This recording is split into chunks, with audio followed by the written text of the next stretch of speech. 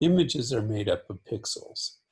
If I go and zoom in on this image, you'll see that what looks like continuous tone is actually made up of little blocks of color. The more blocks of color an image has, the larger you can reproduce it and have it still look continuous. Generally, for web, we need 72 of those little blocks per inch, 72 pixels per inch, in order for it to look clear and sharp. If we are going to print, which is what we're going to do for this project for designing on a grid, we need 300 pixels per inch. So if we want an image to appear 3 inches wide, it'd be about 900 pixels wide. If we want an image to appear 10 inches wide, then we would want it to be 3,000 pixels wide. So we want to try to pick images that have as many pixels as possible so that we have the most flexibility in how large we can use our images. To research your design history project, I would recommend using Google. And I would recommend using Google Images. So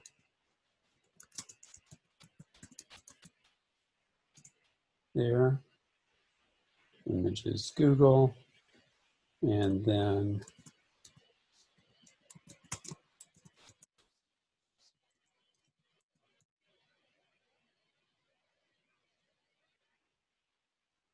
what we can do is we can go to Tools, and if I click on Tools, you'll see this option for size, and I can tell it to be large.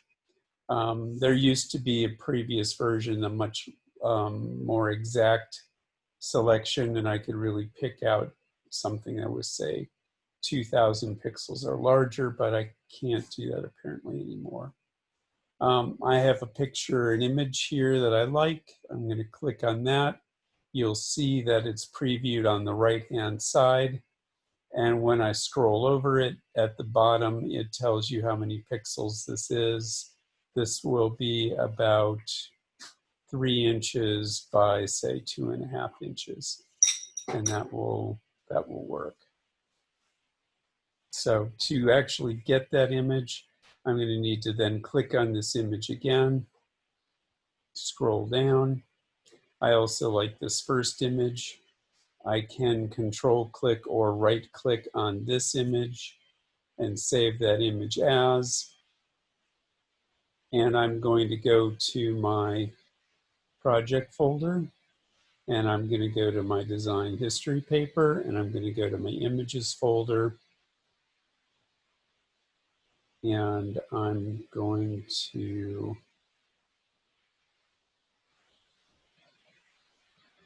call this image 1 JPEG, save. I don't know why that has such a generic name.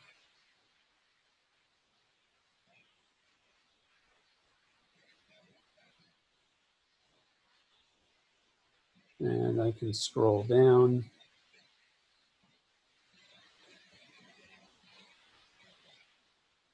Save that information and copy, control click, save image as.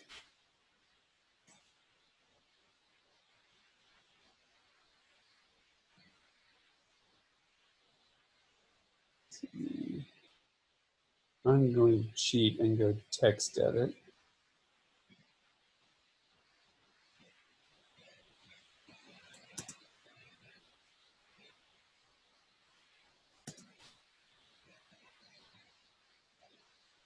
Copy all that, go to my image and save.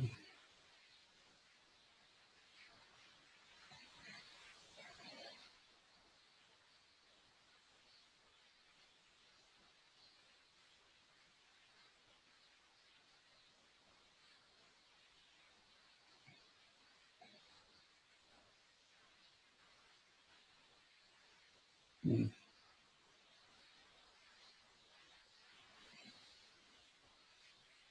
Interesting.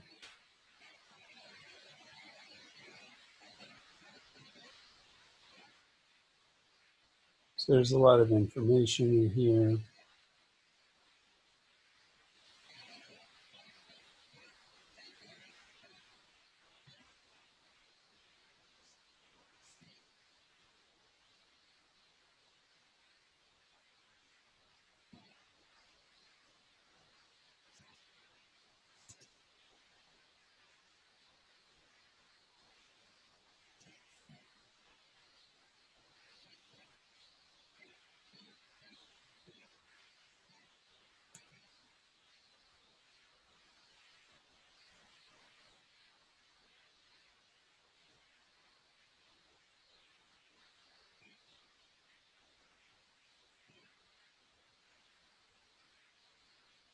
I seem to be having problems with my right clicking.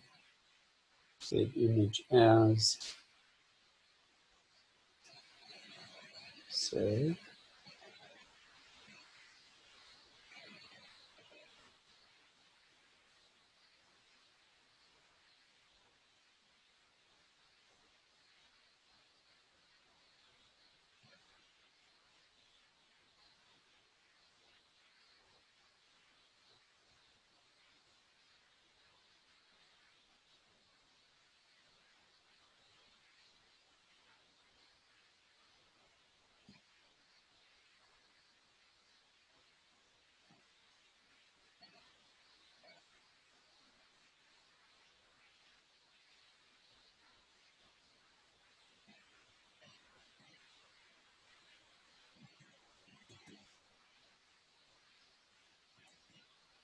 Copy.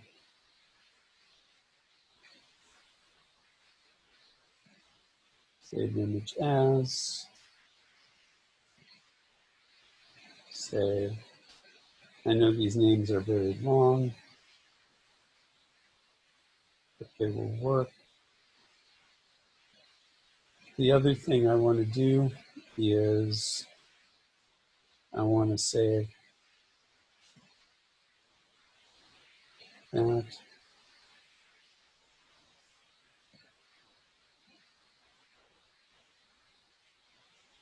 And I'm going to say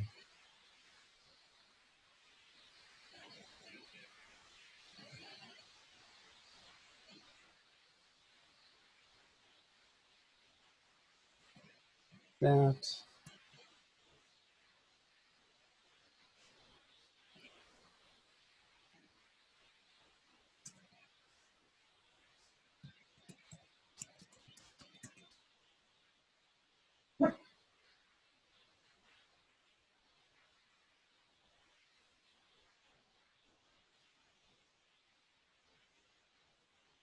What site is this? Artsy.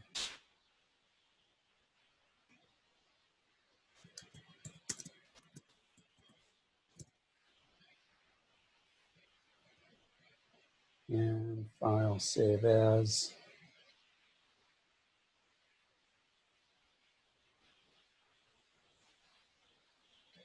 Stop.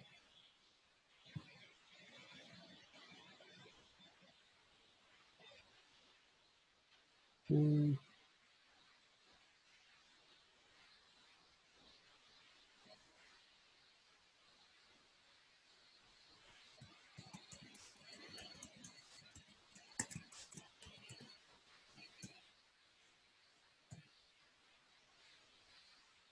Save.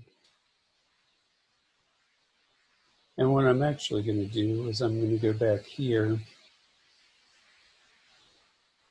on paper,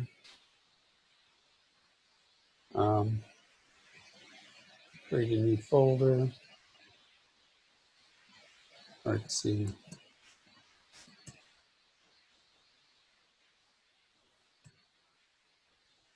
And I can just go ahead and move all those images and all that information into there. And that way it'll be much easier for me to deal with it when I'm go back and write my paper. If we go back to here, again, I can click on this image, scroll over it, see if this image is large enough.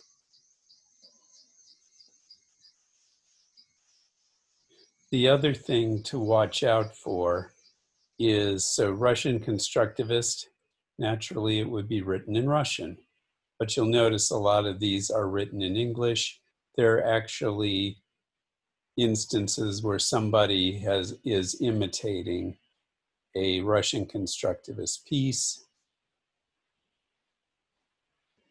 This one is an actual Russian constructivist piece. So you want to watch out and try not to pick images that are merely takeoffs on a given style.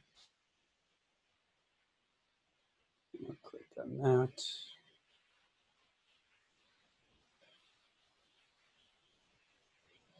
We saw this version in the previous poster in black and white. Here it is in color. I don't need to be Creative Pro.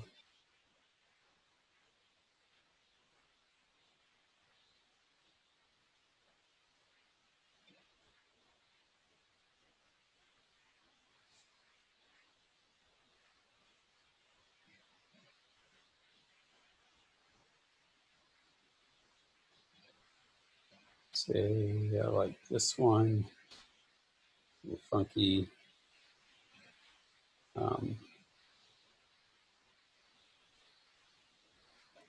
Copy, save image as. There's information there. Save.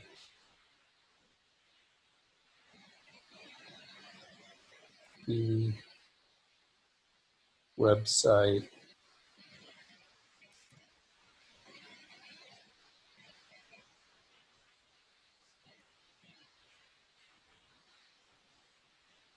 File, save as.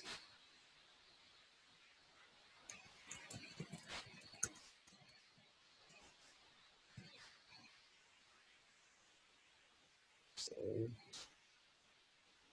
And then I would go back here to my desktop.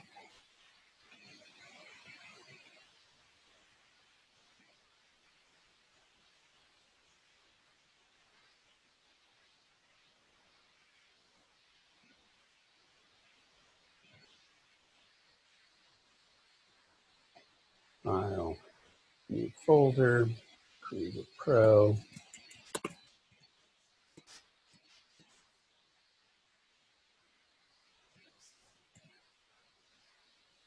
And I drop both of those in there.